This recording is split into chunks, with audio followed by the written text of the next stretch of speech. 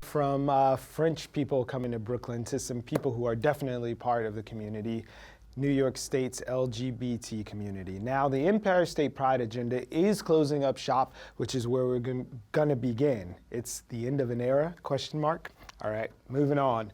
3.8% of US citizens, this is nationwide, identify themselves as either lesbian, gay, bisexual, transgender, or questioning the LGBTQ, it's a spectrum. There's 60,000 people right in our state who identify themselves as transgender, and that group is represented nationally by over 89 groups on the national level lobbying for rights right here in the US. Moving on, 2011 was the push to legalize gay marriage, that landmark year that the Supreme Court made marriage equality the law of the land.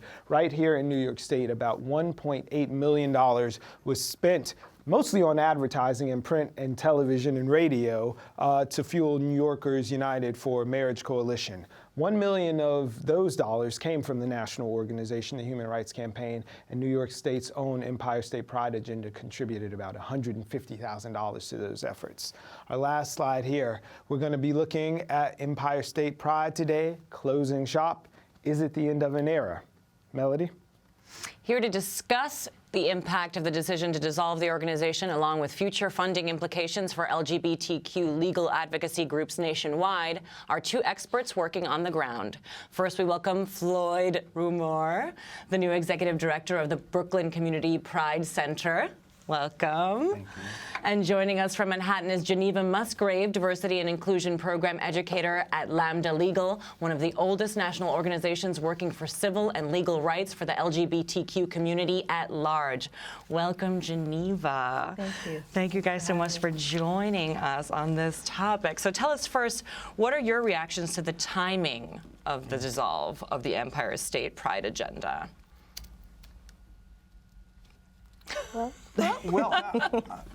Depending on how you look at it, it could be well-timed. Mm-hmm. There's been good work done in the area.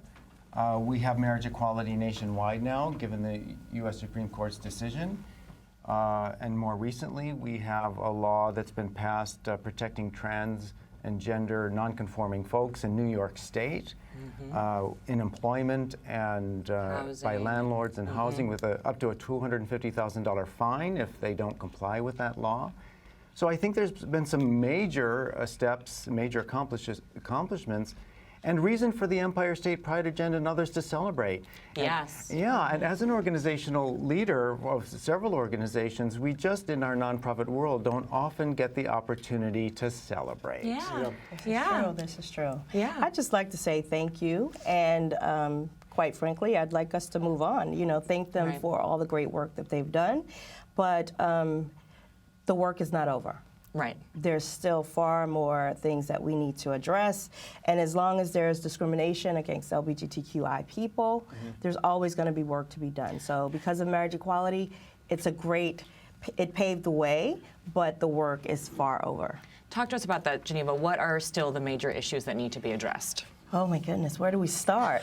At the beginning. At the beginning, oh my goodness. I mean, we still have issues with workplace fairness and discrimination. We still have discrimination in healthcare. We have people who are being fired at their place of work because of their sexual orientation and/or gender identity and expression. So there's a whole lot of things that and that's just to name the few. I mean, we have bathroom access. We have, so many things that we can address. Immigration, and dealing with LBGTQ homeless youth. And getting them off the street and finding safe housing and finding safe havens for them. So there's so many things that we have to address, not to mention racial justice issues. So does this expose sort of what may be a schism in the larger LGBTQ community, that an organization that had such a good ground team and was as well funded as Empire State Pride was, can dissolve and say, all right, we did mission accomplished kind of thing, we're going to ghost out now, when there's still lots of work to be done? And you spoke particularly about on the racial and workplace fronts. Does this show that marriage equality was a white folks issue and now they're out of the game? I'd love to talk about that because I'm a white guy, and I think clearly, and I think. And I think just as I was lifted up by the efforts of the Stonewall generation and the work of many of these organizations working on my behalf in particular, I think the onus now is on us and the successful people of color to lift up other members of our community, like the trans folks who are struggling with gender issues, with in employment and workforce discrimination, things like that, as well as elders. I think if anybody has seen the film Gen Silent, it explores in a riveting way how elders are going back into the closet, living in assisted facility housing developments and things like that, and being proselytized to by some of their care workers. So I think the elder population is in need as well. And you mentioned Geneva, the youth. I think we're still seeing high rates of suicide among youth, and even in some of our neighborhoods here in Brooklyn, some of the more conservative neighborhoods, they're getting negative messages about just being themselves. But what message do you think that sends to the broader community outside of LGBTQ folks that are just saying, oh, well, Empire Pride went away, you guys got the right to get married, so what are you making noise about? Your gay agenda's already been fulfilled, when there are even still challenges to these laws popping up in states all over the country. How can they be done? Well, I think part of that is communication and education. I think a large part of our community who is, if you will, on the outside of the pride agenda, if you will, quote unquote, right, to marriage equality is that we've accomplished everything. You got what you need. What more is there? So education is key to let folks know that the discrimination continues to run rampant.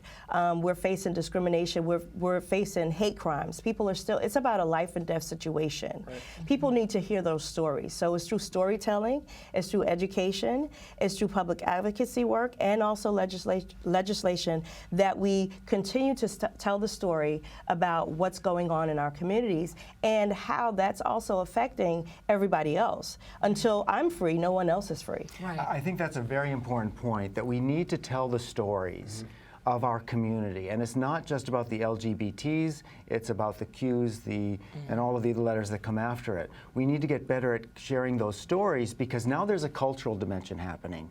We won in many cases the legal battles, and the cultural dimensions could take decades. Right.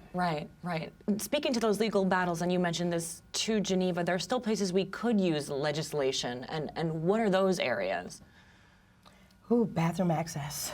Bathroom access. I think that's a huge, if you look at what's going on across our nation and what happened in Houston, a lot of things are starting to unravel in other states, and talking about access to bathroom, and we just want the dignity of the go. So break down bathroom access though, like what we're actually talking about, because someone at home is like, bathroom access, like everyone can go to the bathroom. Tell us about the scourge of men in dresses invading women's restrooms. Oh my God, where do we begin, Floyd?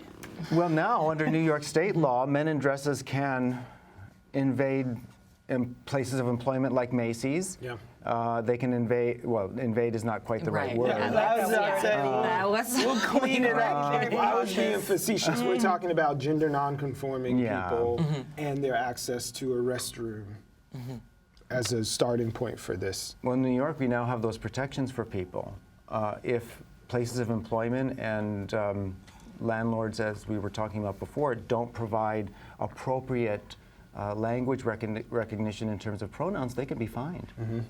But that's just in New York State. I think to Geneva's point, there's lots of work to be done nationally on that. It just seems weird to me because organizations who want to fight cancer or malaria go out of business once you get the pill. But an organization that's charged with making sure that equality is maintained and continually fought for seem like they need to be continually nourished and changing as the needs of the community changes. It's just quizzical to me that it goes away. When the pill being the analogy here, if a nonprofit reaches its mission, Maybe the Empire State Pride agenda didn't define the scope of their mission beyond marriage equality. Right. So they really had two choices. Do we change our mission another fight, and evolve, take on another fight? Or do we, in the context of several organizations who are doing this, HRC doing it nationally and so on, do we sunset the organization? Right. Does that make the pot of money bigger, though? Like when you woke up the day after this announcement, did you think, wow, $150,000 that they kicked into making marriage legal in the state? I wonder how much of the funding can make its way to Brooklyn Community Pride or Lamdba Legal. Well, one of the first things we did was look at the donor list and say, you know, who might be interested in working with us? Yeah. And I think the smart organizations are going to do that. Right. Well, one of the things is that Lamdba, as we were fighting to achieve marriage equality, we were simultaneously working on other issues. So it wasn't our only focus. Lots of issues. Right. We were simultaneously addressing trans rights issues. We were addressing homelessness and the homeless youth population.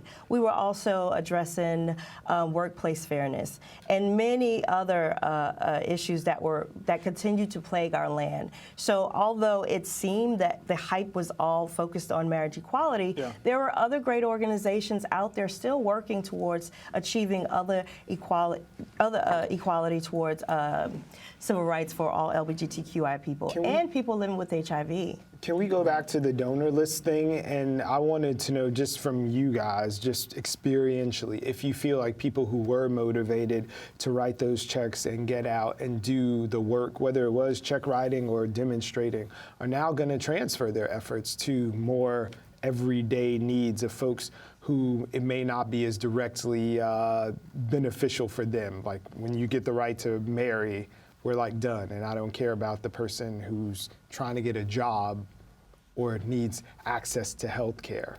Right. Some will and some won't. Right. I think that it's incumbent on organizational leadership to communicate clearly what the message and the agenda is. For example, we're looking at increasing programming for trans, TGNC folks, communities of color, increasing support for recovery and addiction groups, and elder groups going forward, because that's where we see the need.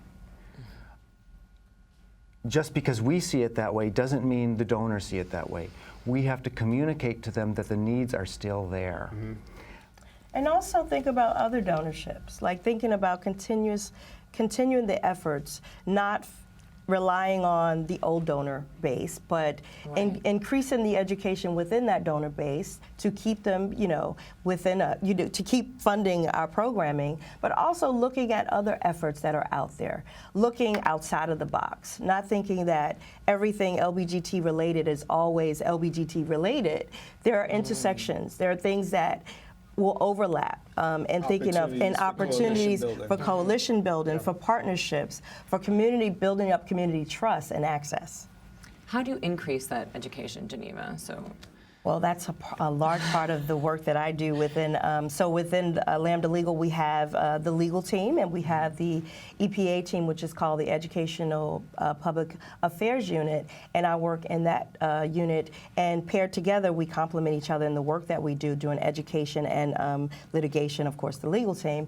The educational piece is where I come in, is to build relationships with other organizations, national organizations, other civil rights organizations who's doing the work to advance women's rights, immigration rights, and other human rights to achieve our full equality. So that's where I start. Like, I just pick up the phone, call someone. Hey, would you like to collaborate? Can we meet? Can we talk about how our issues are also intersecting with your issues and how we can complement each other?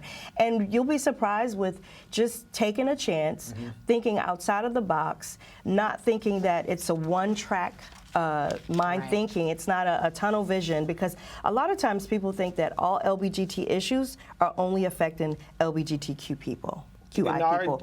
I want to keep saying QI because I don't want to erase Q and the I, which is for intersex people, because they also need support, and we also are representing a person who's intersex. So we want to make sure that we continue to raise up everyone and not erase anyone's identity. So this is like our last minute, but with respect to that spectrum of folks and who are part of the community, I wondered if there is a clear sort of issue that we could all sort of get behind, if there is a sort of unifying thing that like marriage was so clear and apparent and everyone understood that, and it's like, are you going to get behind folks being able to marry or not? Is there a new sort of rallying point that folks could get behind now?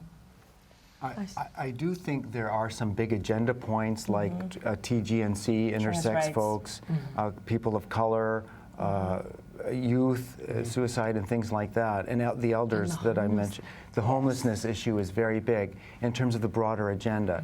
But I think you raised an earlier point about working together and collaboration. That's something that the Brooklyn Community Pride Center is going to be focusing on through 2020. We're affectionately calling it 2020 Vision. We're going to get together with other organizations that are in our space, but that have expertise in particular areas, and we're going to partner with them to run some of those programs directly from our center in Brooklyn. Fantastic. Well, thank you so much for joining us here, Floyd and Geneva. Unfortunately, we're out of time, but thank you. Thank you for joining us.